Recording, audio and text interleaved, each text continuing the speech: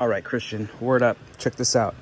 We have a beautiful Southern French selection of wines for you. We might call this the Midi, kind of the warmest part of the country. Lots of sun, a little bit drier climate, and as a consequence, some bigger wines. We'll actually start north, outside of the Midi, in Champagne, naturally.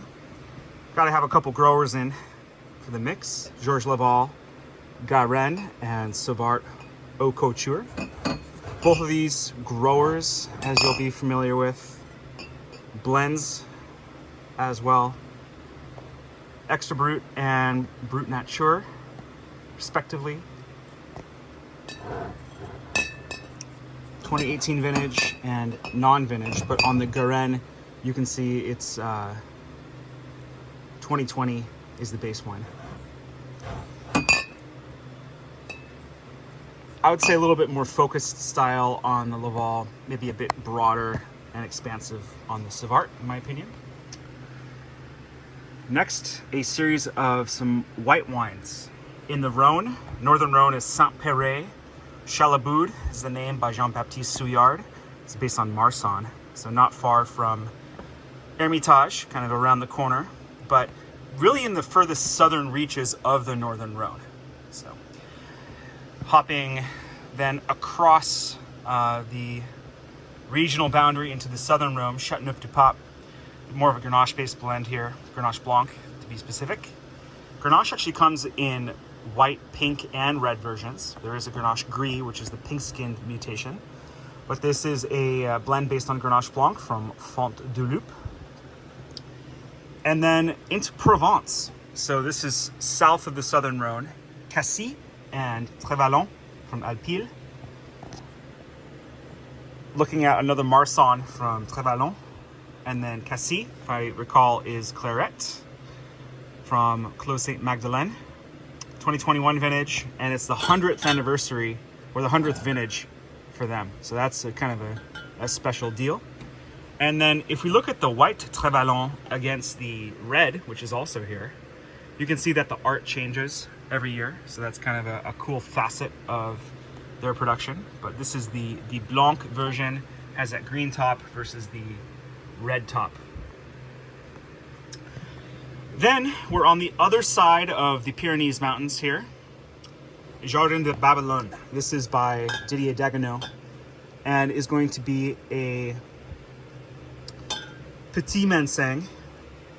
And that's a grape that you also often see as a dessert wine, but they've done it here as a dry version.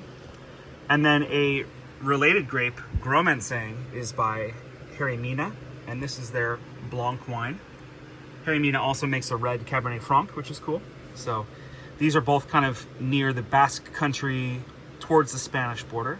In fact, Ireli is like right near the Spanish border, and Jurançon is a bit further away. There's also a dessert version that Dagenot makes, but this is the sec, so the dry version. And then staying in the southwest, we have Cahors, and Cahors is the Malbec origin in France, but it's going to be a lot different than your typical Argentine Malbec. In this case, a 2015 by Clos de Gamot. Cuvée des Vins Centenaires, so kind of these older vines, century vines by Clos de Gamot, and more of an earthy, robust, structured style of Malbec. And then Trévalon Rouge. This is a blend Cabernet Sauvignon and Syrah, which is a pretty neat blend that you don't see too often in France, is mixing Syrah with the Bordeaux variety. Another place where you see it, we'll get to in a moment, is Merlot and Syrah. But before we get there, we'll talk about Bandol. So now we've crossed again back to the Mediterranean side of southern France. Bandol, known for their Mourvedre-based blends. Domaine Moulin de la Roque, Les Adrets, and Tempier here, La Tortine. La Tortine being a special single vineyard by the famous Kermit Lynch import here. A place I would love to visit someday. And then we're getting into back going kind of above Provence to the southern Rhône. This is a pretty cool deal. It's one of the Chateau Rayos properties, and you can tell it's Rayos because of that last name, Raynaud. And Domaine de Tours, this is, I guess, one of their more introductory labels. It's going to be a blend of Merlot and Syrah. 2007 is the vintage, and I think it'll carry that characteristic kind of smokiness and perfume that Rayos is known for. It's so alluring and sexy. So I think you'll really enjoy getting into this one. Kind of a one-of-a-kind bottling. And then some older Southern Rhône wines. And these are going to be based on Grenache. We have 2003 Côte du Rhône. And Côte du Rhône is going to be a pretty broad category for wines across the Southern Rhône, generally speaking. And this is by Eric Texier, who's still making wine to this day and is a well-known figure in the region. And then some 2007 Domaine de Piaget Sablé. And then 2009 Gigondas. This is Andrew et Fils. Both of these producers I haven't seen too many examples of before, so they're pretty niche. Might not even really be imported to the States super often. And then here's a Lirac. So Lirac is one of the specific appellations, as are Gigondas and Sablé.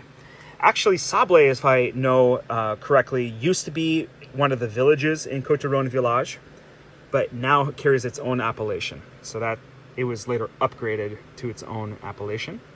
And I think the same is true for Gigondas. Gigondas may have used to be a Côte du Rhône Village, but then later got upgraded to its own appellation for being a special neighborhood of the Rhône. Here is Chateau de Montfaucon, Lirac. You can see it's Lirac in the back side there, 2016.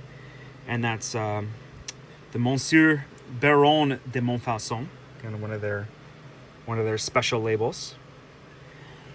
And then finally, 2013, Bois d'Arlaine Vaquera. So, you know, both Vaquera, Lirac, Gigondas, Sablé, these are all going to be kind of appellations around the Southern Rhône Valley. And based on Grenache, you know, it's going to have kind of a medium structure, usually a lot of ripe raspberry and red fruit, strawberry especially, with the herbaceousness that the region is known for.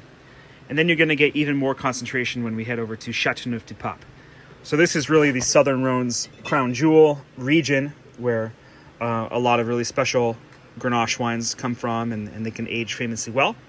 So we have a kind of range of styles and ages here. 1999, Domaine Bois de Boursan, Cuvée de Félix. Here's a Chateau de Beaucastel. This is the Rouge 2010. Maybe the most kind of notable special wine in the lineup is 2014. This is Henri Bonneau, Reserve de Célestin. And this is the homage to Henri Bonneau, who had, I think, passed on by the time this was released, but was the founder of the domain. And this is a very niche kind of insider favorite Châteauneuf-du-Pape that is very special. So excited for you to get into that one. And that's where the, you know, aging longer if you want to. It might be just kind of entering its early window at this point. Here's an older Châteauneuf-du-Pape 2007 by André Brunel. A very kind of high concentration example here, Du Ex Machina from Clos Saint-Jean. And that's the 2009, if I recall. Non-filtered. Kind of a beast of a wine. So that's a good dinner wine. And then this is cool. This is like Gallimard by Chateau au Domaine Giraud. And they're known for having like heavy Grenache focused wines. So as opposed to Beaucastel, that they use a lot of Mourvedre and other grapes in the blend. I think there's 19 different like types of grapes allowed for Châteauneuf-du-Pape, right? So Le Gallimard and the other Giraud wines often really focus on Grenache specifically. So here is another recap of the selection, and I'm excited for you to get into these and let me know how they are. Cheers, enjoy.